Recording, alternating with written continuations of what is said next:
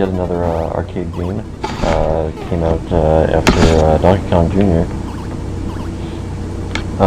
There's one good thing about this game, which you won't be seeing here, unfortunately, is that it's got a really cool two-player aspect to it. One person plays as Mario, one person plays as Luigi, and you can either team up together and kind of work together as a team, or you can basically just screw each other over every chance you get, which is, you know, whichever is the more fun way to play is kind of up for debate. A lot of the aspects of Mario games that would come in the future are at work here. Mario kind of being a plumber, the pipes, these turtle-like creatures, all kind of foreshadowing of things to come in the Mario series. You have to forgive my commentary here. It's like 1:15 in the morning, so I don't know how with it I'm really going to be right now, but it's kind of a shame because I do have a deep affection for this game. I really do. I really do love this game a lot. As I've mentioned a couple times in my other videos, it's repetitive, but it's fun, and it's a game where I can really just zone out and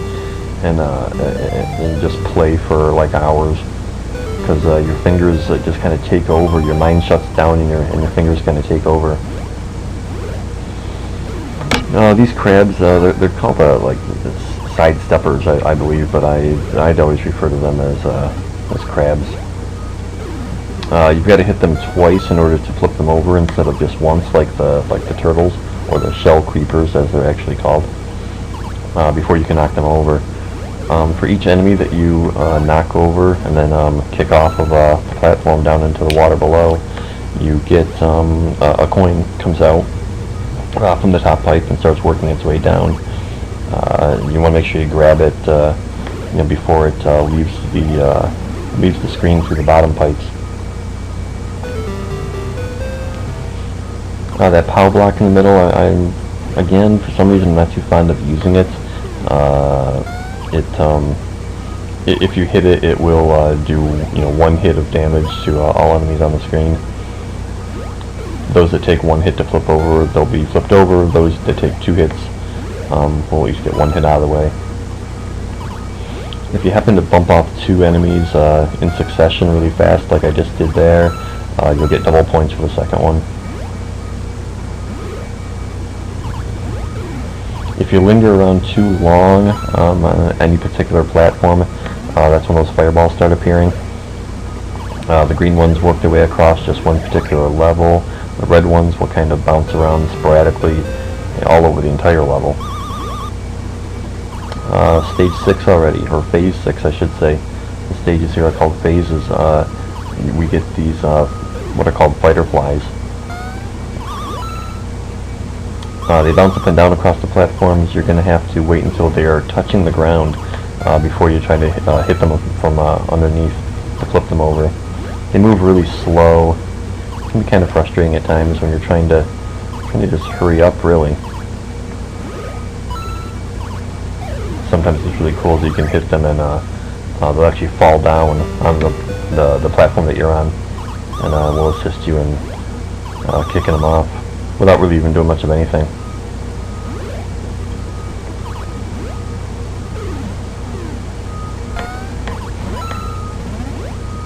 After this level is when we're going to see the next addition, the next little challenge to the game, and that is that the character Slip Ice, who is just kind of looks like a bottle of frozen water, comes out, moves across the board.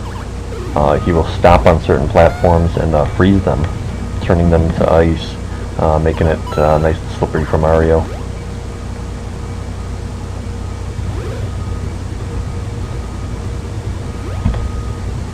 Every 5 levels, well, the first bonus stage is level 3. After that, every 5 levels, you get a bonus stage where you have to collect the coins here in a certain amount of time. Of course, now the bonus stages have been made more difficult with the presence of the ice. Kind of goofed up there a little bit.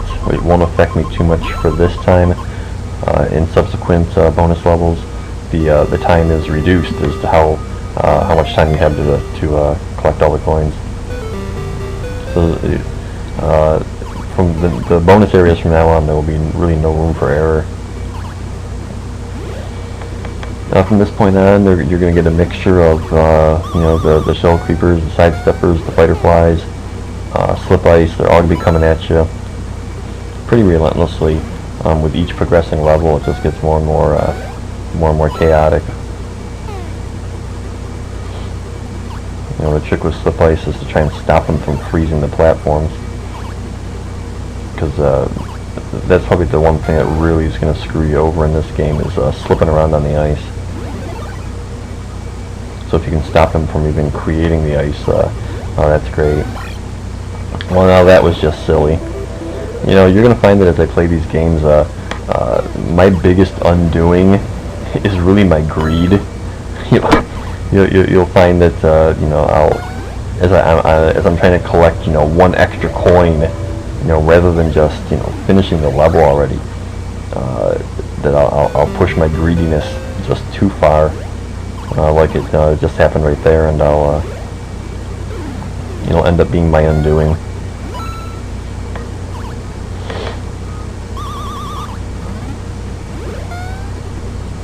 This probably isn't going to be my best performance due to how late at night it is and the fact that I really haven't slept much at all in the past 2 days. I don't know why. It just happens once in a while, little bouts of insomnia. Yeah, there's a good example of how slip ice can make things, slippery for you.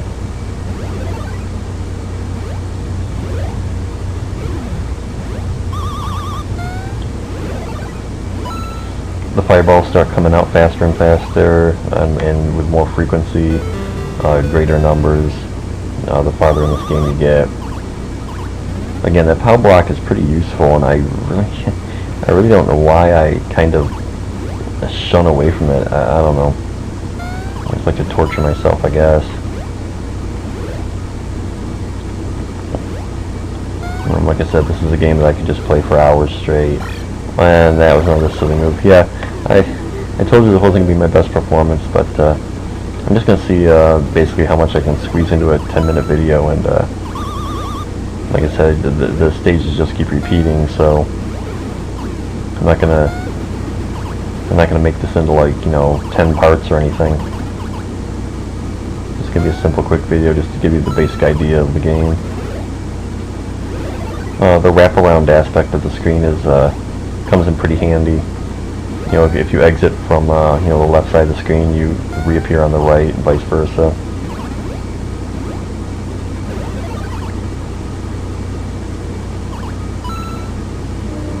Me and those coins, I tell you.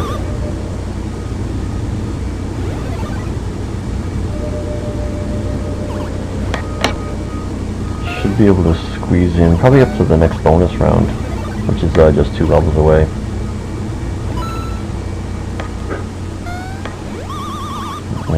It's a shame that I can't show off the 2-player aspect of this game, because it definitely adds another layer of fun to it. Whether you decide to play as a team or play as enemies, basically. It's also the first appearance of Luigi when you play a 2-player version.